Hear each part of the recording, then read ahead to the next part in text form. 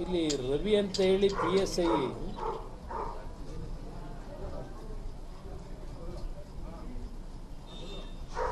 ರಾತ್ರಿ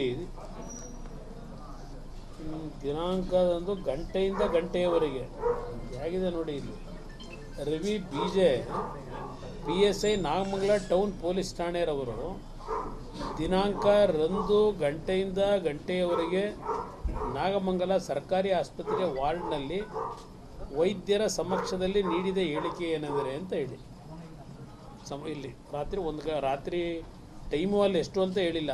ಇಲ್ಲಿ FIR ಕಂಟೆಂಟ್ಸಲ್ಲಿ ಅಲ್ಲೆಲ್ಲ 1:30 ಅಂತ ಹೇಳಿದ್ದಾರೆ. ಇಲ್ಲಿ ಇವರು ಏನು ಹೇಳಿದ್ದಾರೆ, ಇವರ ಹೇಳಿಕೆ ಪ್ರಕಾರನೇ ಬದ್ರಿಕೊಪ್ಪ ಗ್ರಾಮದ ಗಜಪಡೆ ಯುವಕರ ಸಂಘ ಏನಿದೆ, ಗಣೇಶ್ ಮೂರ್ತಿಯನ್ನು ವಿಸರ್ಜನೆ ಮಾಡ್ತಕ್ಕಂಥದ್ದಕ್ಕೆ 11/9/24 ಚರ್ಚೆ ಮಾಡಿ, ಮೊದಲೇ ಪೊಲೀಸ್ನವ್ರಿಗೂ ಗೊತ್ತಿದೆ, ಇದು ಪೊಲೀಸ್ ಇಲಾಖೆ ಗಮನಿಗೆ ತಂದು ಪೊಲೀಸ್ ಇಲಾಖೆ ಅನುಮತಿ ಕೊಟ್ಟೆ ವಿಸರ್ಜನೆಗೆ ಕಾಲಾವಕಾಶ ಕೊಟ್ಟರು. ಕಳೆದ ವರ್ಷವೂ ಸಹ ಒಂದು ಸಣ್ಣ ಪುಟ್ಟ ಮೈನರ್ ಇನ್ಸಿಡೆಂಟ್ಗಳಾಯಿತು ಅಂತಕ್ಕಂಥದ್ದು ಮಾಧ್ಯಮದಲ್ಲಿ ತಾವುಗಳೇ ಈ ಘಟನೆ ನಡೆದ ನಂತರ ಹೇಳಿದ್ದೀರಿ, ಪೊಲೀಸ್ ಇಲಾಖೆಯವರು ಹೇಳಿದ್ದಾರೆ. ಇಂಥ ಒಂದು ಪರಿಸ್ಥಿತಿನಲ್ಲಿ ಮೆರವಣಿಗೆ ಪ್ರಾರಂಭ ಮಾಡಿ ಏನು ಪಟ್ಟಣದಲ್ಲಿ ಪ್ರವೇಶ ಮಾಡಿ ಮುಖ್ಯ ರಸ್ತೆಯಲ್ಲಿ ಬಂದಂಥ ಸಂದರ್ಭದಲ್ಲಿ ಪಟ್ಟಣದಲ್ಲಿ ಇರ್ತಕ್ಕಂಥ ಮತ್ತೊಂದು ಸಮಾಜದ ಒಂದು ಪ್ರಾರ್ಥನಾ ಮಂದಿರದ ಮುಂದೆ ಇವರು ನಿಂತು DJ ಸೆಟ್ಟನ್ನು ಇದು ಇಲ್ಲಿ ಅಂತಲ್ಲ ಎಲ್ಲ ಕಡೆನೂ ಹಾಕ್ತಾರೆ, ಪರ್ಮಿಷನ್ನು ಕೊಟ್ಟಿದ್ದಾರೆ ಇವರೇ ಪೊಲೀಸ್ ಇಲಾಖೆ. ಮೆರವಣಿಗೆಯಲ್ಲಿ ಬರಬೇಕಾದರೆ ಒಂದೊಂದು ಕೋಮ್ನವರು ಒಂದೊಂದು ರೀತಿಯಲ್ಲಿ ಅವರವರ ದೇವರ ಮೇಲೆ ನಂಬಿಕೆ ಇಟ್ಟಿರ್ತಕ್ಕಂಥದ್ದು, ಅವರು ಘೋಷಣೆ ಕೂಗ್ತಕ್ಕಂಥದ್ದು ನಮ್ಮ ದೇಶದಲ್ಲಿ ನಡ್ಕೊಂಬಂದಿರತಕ್ಕಂಥದ್ದು. ಇದು ಇಲ್ಲಿ ನಾನು ಯಾತಕ್ಕಿದನ್ನು ಹೇಳ್ತಾ ಇದ್ದೇನೆ, ಈ ರೀತಿಯ ಒಂದು ಘೋಷಣೆಗಳು ಕೂಗ್ತಕ್ಕಂಥದ್ದು ಒಂದೊಂದು ಬಾರಿ ಘರ್ಷಣೆಗೆ ಎಡೆ ಮಾಡಿಕೊಡ್ತಕ್ಕಂಥದ್ದೇನಿದೆ. ರಾಜ್ಯದಲ್ಲಿ ಕೆಲವು 2-3 ಜಿಲ್ಲೆಗಳು ಹೊರತುಪಡಿಸಿ ಗಣೇಶನ ವಿಸರ್ಜನೆ ಮಾಡ್ತಕ್ಕಂಥ ಸಂದರ್ಭದಲ್ಲಿ ಒಂದು ಸಮಾಜ, ಹಿಂದೂ ಸಮಾಜಗಳು, ಮತ್ತು ಮತ್ತೊಂದು ಸಮಾಜ ಏನಿದೆ ಆ ಸಮಾಜದವರು ಅವ್ರು ಮಾಡ್ತಕ್ಕಂಥ ಕಾರ್ಯಕ್ರಮದಲ್ಲಿ ಎಲ್ಲ ರೀತಿಯ ಸಾಮರಸ್ಯದಲ್ಲಿ ಈ ರಾಜ್ಯದಲ್ಲಿ ಒಂದು ಹೊಂದಾಣಿಕೆಯಿಂದ ಹೋಗ್ತಕ್ಕಂಥ ರಾಜ್ಯ ಇದೆ. ಪ್ರಮುಖವಾಗಿ ನನ್ನ ಅಭಿಪ್ರಾಯದಲ್ಲಿ ಅದು ಇತ್ತೀಚೆಗೆ ಏನಾಗಿದೆ, ಒಂದೊಂದು ಪಕ್ಷಗಳು ಒಂದೊಂದು ಸಮಾಜವನ್ನು ಓಲೈಸ್ಕೊಳ್ಳಿಕ್ಕೆ ಅವರುಗಳ ಮೇಲೆ ಪ್ರಭಾವ ಬೀರಲಿಕ್ಕೇನು ಇತ್ತೀಚೆಗೆ ಭಾಳ ದೊಡ್ಡ ಮಟ್ಟದಲ್ಲಿ ಒಂದು ರೀತಿಯ ದ್ವೇಷದ ರಾಜಕಾರಣವನ್ನು ಮನಸ್ಸಿನಲ್ಲಿ ಬಿತ್ತರಿಸ್ತಕ್ಕಂಥದ್ದು ನಡೀತಾ ಇರೋದು ನೋಡ್ತಾ ಇದ್ದೇವೆ. ನಾನು ಕಾಂಗ್ರೆಸ್ ನಾಯಕರಿಗೆ ಭಾಳ ಸ್ಪಷ್ಟವಾಗಿ ಹೇಳ್ತೇನೆ, ವೈಯಕ್ತಿಕವಾಗಿ ನನ್ನ ವಿಷಯದಲ್ಲಿ ನಾನು ಯಾವುದೇ ಸಂದರ್ಭದಲ್ಲಿ ಜನಪ್ರತಿನಿಧಿಯಾಗಿ ಕೆಲಸ ಮಾಡಬೇಕಾದ್ರೆ ಒಂದು ಸಮಾಜವನ್ನು ಓಲೈಸ್ಕೊಳ್ಬೇಕು ಅಂತಕ್ಕಂಥ ದೃಷ್ಟಿಯಿಂದ ರಾಜಕಾರಣ ನಾನು ಮಾಡಿಲ್ಲ. ವಾಸ್ತವಾಂಶವನ್ನು ಅರಿತು ನಾನು ಅದರ ಆಧಾರದ ಮೇಲೆ ಚರ್ಚೆ ಮಾಡಿದ್ದೇನೆ ಹೊರತು ನನ್ನ ಜೀವನದಲ್ಲಿ ಯಾರನ್ನೋ ಓಲೈಸ್ಕೋಬೇಕು, ಯಾರಿಗೋ ರಕ್ಷಣೆ ಕೊಡಬೇಕು, ಇದು ನನ್ನ ಜೀವನದಲ್ಲಿ ನಾನು ಎಂದೂ ಸಹ ಮಾಡಿಲ್ಲ. ಭಾಳ ಸ್ಪಷ್ಟವಾಗಿ ಕಾಂಗ್ರೆಸ್ ನಾಯಕರಿಗೆ ಹೇಳ್ತೇನೆ. ಕುಮಾರಸ್ವಾಮಿಯವರು ಜನಪ್ರತಿನಿಧಿಗಳು ಇದರಲ್ಲಿ ರಾಜಕೀಯ ಬೆರೆಸಬಾರದು ಇದನ್ನು ಹೇಳಿದ್ದೀರಿ. ನಾನು ಇದಕ್ಕೆ ಸ್ವಾಗತ ಕೋರ್ತೀನಿ ನಿಮಗೆ ನನಗೆ ಹೇಳಿರೋದಕ್ಕೆ.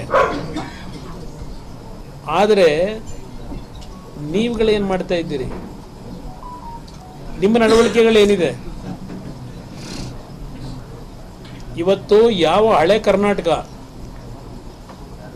ಅದು ಮೈಸೂರು ಇರಲಿ, ಹಾಸನ ಇರಲಿ, ಮಂಡ್ಯ ಇರಲಿ, ತುಮಕೂರು ಇರಲಿ, ಬೆಂಗಳೂರು ಗ್ರಾಮಾಂತರ ಇರಲಿ, ರಾಮನಗರ ಇರಲಿ, ಕೋಲಾರ ಇರಲಿ, ಚಿಕ್ಕಬಳ್ಳಾಪುರ ಇರಲಿ, ಈ ಭಾಗದಲ್ಲಿ ಎರಡೂ ಸಮಾಜಗಳು ಹಲವಾರು ವರ್ಷಗಳಿಂದ ನೆಮ್ಮದಿಯಿಂದ ಸೌಹಾರ್ದತೆಯಾಗಿ ಬದುಕ್ತಾ ಇರ್ತಕ್ಕಂಥ ಜಿಲ್ಲೆಗಳು. ನಾನು ಕಾಂಗ್ರೆಸ್ಗೂ ಹೇಳ್ತೇನೆ, ಬೇರೆಯವ್ರಿಗೂ ಹೇಳ್ತೇನೆ, ಈ ಭಾಗದ ಜನತೆಯ ದುಡಿಮೆ ಏನಿದೆ, ಅವ್ರ ಬದುಕೇನಿದೆ, ಆ ಬದುಕಿನ ಜೊತೆಯಲ್ಲಿ ನಿಮ್ಮ ರಾಜಕೀಯದ ಒಂದು ಸಂಘಟನೆಗೋಸ್ಕರವಾಗಿ ಆ ಬದುಕನ್ನು ಛಿದ್ರಗೊಳಿಸಬೇಡಿ ಅಂತಕ್ಕಂಥದ್ದನ್ನು ಹೇಳಲಿಕ್ಕೆ ಬಯಸ್ತೀನಿ. ನಿನ್ನೆ ದಿನ ಕೆಲವು ಎರಡೂ ಸಮಾಜದ ಹೆಣ್ಣುಮಕ್ಕಳು ಮಾಧ್ಯಮದ ಸ್ನೇಹಿತರ ಮುಂದೆ ಅವ್ರ ನೋವನ್ನು ಹೇಳ್ಕೊತಾ ಇದ್ರು. ನಾವೆಲ್ಲ ಒಟ್ಟಾಗಿ ಇದ್ದಂಥವ್ರು ಅಂತ ಹೇಳಿ, ಚೆನ್ನಾಗಿ ಬದುಕ್ತಾ ಇದ್ವು, ಇವತ್ತು ಈ ಥರ ಒಂದು ಘಟನೆ ನಡೆದೋಯ್ತು ಅಂತ. ಇಲ್ಲಿ ನಮ್ಮ ಗೃಹ ಸಚಿವರು ಹೇಳ್ತಾರೆ, ಇದೊಂದು ಸಣ್ಣ ವಿಷಯ, ಇದನ್ನ ಏನು ಅಂತ ಮಹತ್ವ ಕೊಡಬೇಕಾಗಿಲ್ಲ ನಾವು, ಇದನ್ನ ಅವ್ರು ಹೇಳ್ತಾ ಇದ್ದಾರೆ. ಆಕಸ್ಮಿಕವಾದಂಥ ಒಂದು ಘಟನೆ ಇದು ಅಂತ ಹೇಳಿ ನಾನು ಪರಮೇಶ್ವರ್ ಅವ್ರಿಗೆ ಹೇಳ್ತೇನೆ, ಈ ರೀತಿಯ ಹೇಳಿಕೆ ಕೊಡ್ತಕ್ಕಂಥವ್ರ ಮುಖಾಂತರ ನಿಮ್ಮ ಗೃಹ ಇಲಾಖೆ ಇವತ್ತು ಯಾವ ಸಂದೇಶವನ್ನು ನಾಡಿನ ಜನತೆಗೆ ನೀವು ಕೊಡ್ಲಿಕ್ಕೆ ಹೊರಟಿದ್ದೀರಿ? ನಿಮ್ಮ ಪೊಲೀಸ್ ಕಂಪ್ಲೇಂಟ್ ನಿಮ್ಮ ಅಧಿಕಾರಿ ಕೊಟ್ಕೊಂಡವನಲ್ಲ ಯಾರೋ, ಇದನ್ನು ನೋಡಿ ನೀವಿಲ್ಲಿ ಪರ್ಮಿಷನ್ನು ಕೊಟ್ಟವ್ರು ನೀವೇ. ಮೆರವಣಿಗೆ ಬಂದ ಮೇಲೆ ಅವರಿಗೆ ರಕ್ಷಣೆ ಕೊಡಬೇಕಾದಂಥದ್ದು ನಿಮ್ಮ ಜವಾಬ್ದಾರಿ. ಇದು ಆಕಸ್ಮಿಕ ಅಂತಕ್ಕಂಥದ್ದನ್ನು ಹೇಳ್ತಾ ಇದ್ದೀರಿ. ಇಲ್ಲಿ ಯಾವೊಂದು ಮತ್ತೊಂದು ಸಮಾಜದ ಪ್ರಾರ್ಥನಾ ಮಂದಿರದ ಮುಂದೆ ಬಂದಾಗ ಆಯಿತು, ನಮ್ಮ ಗಣೇಶನ ಉತ್ಸವ ಮಾಡ್ಕೊಂಬಂದಂಥವರು ಅವ್ರ ಸ್ಲೋಗನ್ ಕೂಗಿದ್ದು ಒಂದು ಭಾಗ, ಮತ್ತೊಂದು ಭಾಗದಲ್ಲಿ ಇನ್ನೊಂದು ಸಮಾಜ ಅವರ ದೇವ್ರನ್ನ ಘೋಷಣೆ ಮಾಡಿರ್ತಕ್ಕಂಥದ್ದು ಮತ್ತೊಂದು ಭಾಗ. ಆದರೆ ಆ ಒಂದು ವಾತಾವರಣ ನಿರ್ಮಾಣ ಆದ ತಕ್ಷಣ ನೀವು ಎಷ್ಟು ಜನ ಪೊಲೀಸರಲ್ಲಿದ್ದೀರಿ ಮೆರವಣಿಗೆಯಲ್ಲಿ? ಡೆಪ್ಯುಟೇಷನ್ ಎಷ್ಟು ಜನ ಇಟ್ಟಿದ್ದೀರಿ? ನಿಮ್ಮ ಪೊಲೀಸ್ ಸರ್ಕಲ್ ಇನ್ಸ್ಪೆಕ್ಟರ್ ಎಲ್ಲಿದ್ದ? DYSP ಎಲ್ಲಿದ್ದ? ಇಂಥ ಒಂದು ಸೂಕ್ಷ್ಮವಾದಂಥ ಮೆರವಣಿಗೆ ಇದ್ದಾಗ ನೀವು ತಕ್ಷಣ ಕ್ರಮ ತಗೊಂಡಿದ್ರೆ 30-40 ವರ್ಷದಿಂದ ಜೀವನ ಮಾಡ್ತಾ ಇರತಕ್ಕಂಥ ಕುಟುಂಬಗಳ ಇವತ್ತು ಮಳಿಗೆಗಳಿಗೆ ಬೆಂಕಿ ಇಟ್ಟಿದ್ದಾರಲ್ಲ, ಈ ಘಟನೆ ನಡೀತಾ ಇತ್ತ ಇವತ್ತು ಇಲ್ಲಿ ನಾವು ಸ್ಥಳ ಪರಿಶೀಲನೆ ಮಾಡಿದಾಗ ಎಲ್ಲ ಒಂದು ಕಡೆ ವ್ಯವಸ್ಥಿತವಾದ ಒಂದು ಘರ್ಷಣೆಗೆ ಮೊದಲೇ ಪ್ರೀ ಪ್ಲ್ಯಾನ್ಡ್ ಇದೆ ಅಂತಕ್ಕಂಥದ್ದು ಕಾಣ್ತಾ ಇದೆ ಮೇಲ್ನೋಟಕ್ಕೆ.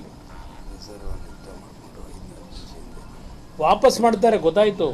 ನಮ್ಮ ರಿಸರ್ವ್ ಪೊಲೀಸ್ ಇದ್ದಂಥವ್ರನ್ನ ಕಳಿಸ್ತಾರೆ ಬೇರೆ ಕಡೆಗೆ. ಇಲ್ಲಿ ಸ್ಪಾಟಿಂದ ಇಲ್ಲಿ ಘಟನೆ ನಡೆಯೋದಕ್ಕಿಂತ 10 ನಿಮಿಷದ ಮುಂಚೆ ಇಲ್ಲಿದ್ದಂಥ ಹೆಚ್ಚುವರಿ ರಿಸರ್ವ್ ಪೊಲೀಸ್ ಏನಿತ್ತು ಅದನ್ನು ಕಳಿಸಿದ್ದಾರೆ ಅಂತಕ್ಕಂಥ ಮಾಹಿತಿ ಹೇಳ್ತಾರೆ. ಎಲ್ಲರನ್ನು ವಿತರಣೆ ಮಾಡಿದ್ರು ಅಂತ ಹೇಳಿ. ಯಾರು ವಿತರಣೆ ಮಾಡಲಿಕ್ಕೆ ಹೇಳಿದರು? ಗೃಹ ಸಚಿವರು ಹೇಳಿದ್ರು, ಮತ್ತಾರು ಹೇಳಿದ್ರು? ನೀವು ಘಟನೆ ಇಲ್ಲಿ ಏನು ದೊಡ್ಡ ಪೆಟ್ರೋಲ್ ಬಾಂಬ್ಗಳು ಎದಂತೋ ನಿಮ್ಮ ತಲವಾರುಗಳು ಇಟ್ಕೊಂಡು ಓಡಾಡ್ತಾ ಇರ್ತಕ್ಕಂಥ ದೃಶ್ಯಗಳನ್ನ ನಿಮ್ಮಗಳಿಗೆ ಮಾಧ್ಯಮದ ಸ್ನೇಹಿತರಿಗೆ ಘಟನೆ ಪ್ರಾರಂಭ ಆದ 1 ಗಂಟೆ ಒಳಗೆ ನಿಮಗೆ ಗೊತ್ತಾಗ್ತದೆ. ನೀವು ಸ್ಥಳಕ್ಕೆ ಬರ್ತೀರಿ. ಈ ಸರ್ಕಾರ ಏನು ಮಾಡ್ತಾ ಇತ್ತು?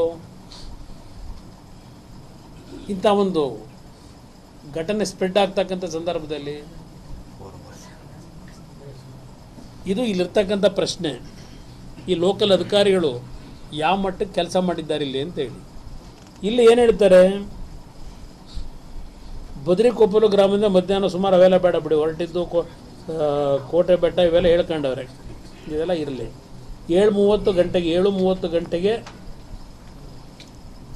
ಅಲ್ಲಾ ಮಸೀದಿ ಮುಂಭಾಗ ಅಂತ ಬರ್ಕೊಂಡಿದ್ದಾರೆ. ಇಲ್ಲಿ ಮೆರವಣಿಗೆಯಲ್ಲಿದ್ದ ಬದ್ರಿಕೊಪ್ಪ ಗ್ರಾಮದ ಹೆಸರುಗಳು ಹಾಕೊಂಡವ್ರು ಹುಡುಗರುಗಳ ಹೆಸರನ್ನ. ರೆಡಿ ಆಗಿದೆ, ಗಲಾಟೆ ಆಗ್ಲಿ ಅನ್ನೋ ಕಾರಣಕ್ಕೆ ಪೊಲೀಸರನ್ನ ಬೇರೆ ಕಡೆ ರೆಕ್ರೂಟ್ ಮಾಡೋದು. ಅದನ್ನ ತನಿಖೆ ಆಗಬೇಕಿಲ್ಲಿ. ಸರ್, ಒಂದು ಹೋಮ್ ಮಿನಿಸ್ಟ್ರಿ ಅದಕ್ಕೆ ಸಸ್ಪೆಂಡ್ ಆಗಿದ್ದಾರೆ. ಅದು ಆಗ್ಲಿ ತಡೆ ಮಾತಾಡ್ಲಿ ಅನ್ನೋ ಕೇಳ್ರಿ ನೀವು. ಮುಂದೆ ಆಯ್ತಂದ್ರೆ ಅದು ಕೇಳಿ.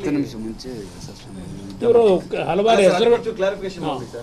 ಅಂದ್ರೆ ತಾವು ಹೇಳಿದ್ರಿ ಇದು ಇಲ್ಲಿ ಅದಕ್ಕೋಸ್ಕರ ವಿತ್ಡ್ರಾ ಮಾಡಿದವ್ರು ಯಾರು? ಹೆಚ್ಚುವರಿ ಪೊಲೀಸ್ನ ಯಾಕೆ ಹಾಕೊಳ್ಳಿಲ್ಲ?